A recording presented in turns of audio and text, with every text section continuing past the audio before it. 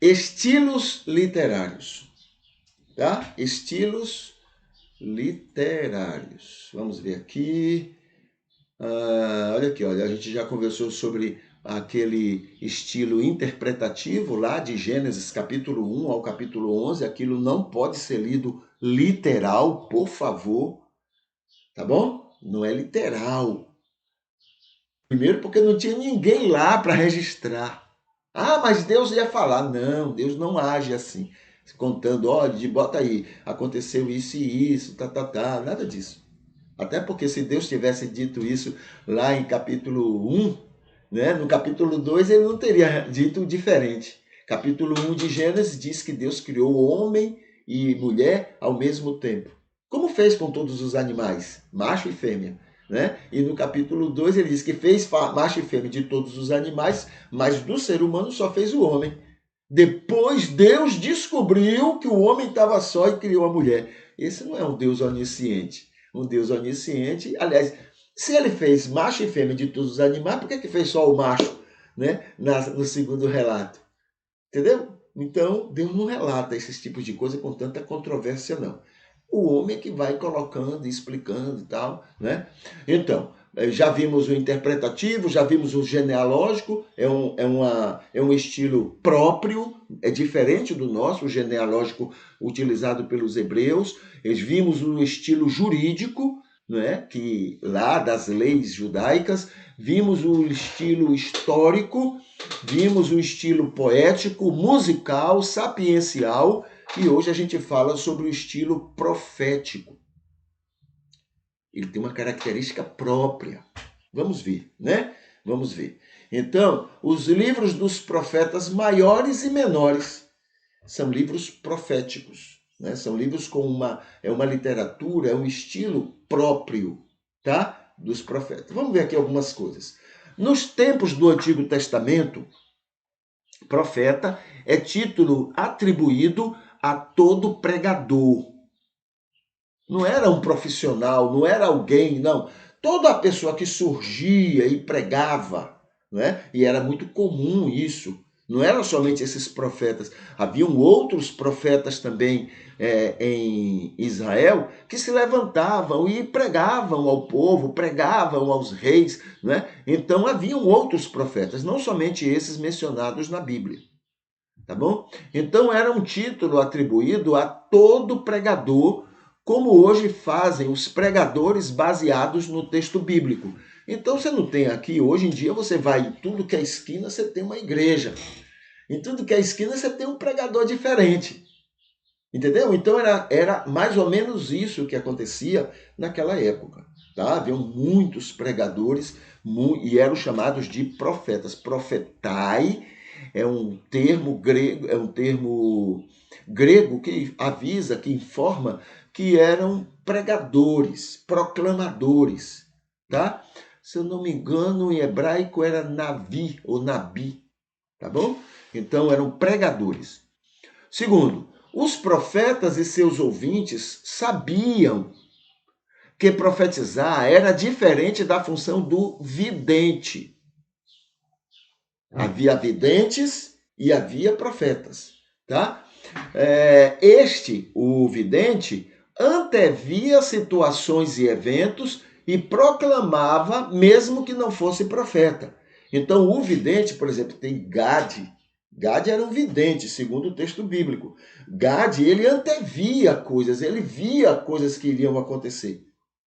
Pelo menos ele acreditava que via, né? E ele dizia ao povo, olha, eu estou vendo que vai acontecer isso e isso, tá. Então, esse é um vidente.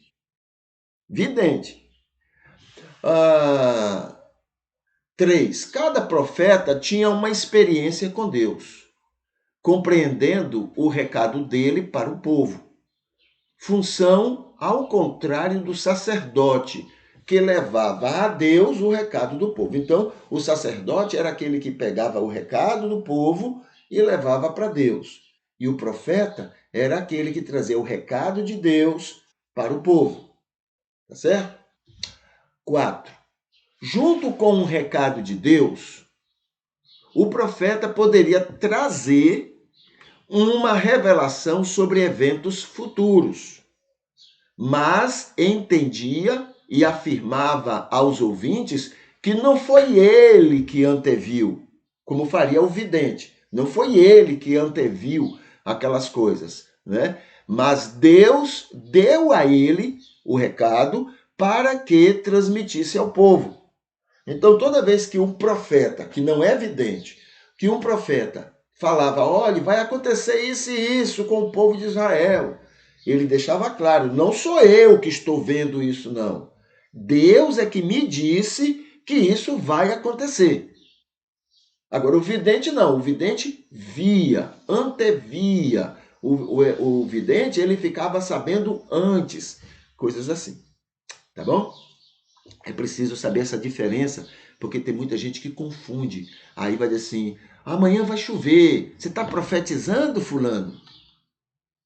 Não, profeta não adivinha nada, não. Quem adivinha, quem fica sabendo de coisas que vão acontecer é o vidente. O profeta, ele apenas recebe o recado de Deus e transmite. Mesmo que esse recado tenha informações sobre o que vai acontecer. Mas não foi ele que viu, foi Deus que mandou ele avisar as pessoas. Quinto, o principal recado dos profetas em todos os seus livros e mensagens, é importante isso, tá? O principal recado dos profetas em todos os seus livros e mensagens era o arrependimento. O arrependimento. Era o povo reconhecer que estava desobediente ao Senhor e isso trazia consequências graves.